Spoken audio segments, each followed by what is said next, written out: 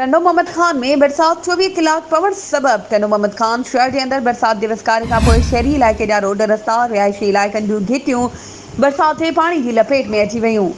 शहर के केतिरनि इलाइक़नि में 1 फुट खां 2 फुटनि ताईं बरसात जो पानी जमा थी वियो। शहर जी मुश्तरका कॉलोनी, शौकत कॉलोनी, सुमरा पाड़े, बहराणी पाड़े, नसीराबाद पाड़े, Talpur colony, people's colony, textile mill colony, सोपरी मीर जो पिड़, बाबरा कॉलोनी, सीरत नबी चौक ऐं ॿियनि केतिरनि इलाइक़नि में बरसात जो पानी घरनि में दाख़िल थी वियो।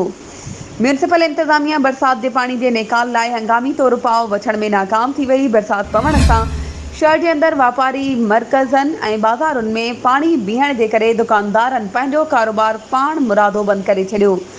बरसात पवण सां बिजली ऐं मवासिलात जो निज़ाम पिणु सख़्तु मुतासिर थी वियो। तॾहिं त टंडो मोहम्मद खान जे बुलड़ी शाह करीम, टंडो ग़ुलाम हैदर जे भर पासे जे नंढनि वॾनि शहरनि इलाइक़नि में पिणु बरसात वॾो वसकारो कयो, जॾहिं त बरसात पवण सां फसलनि खे पिणु वॾो नुक़सानु रसियो आहे।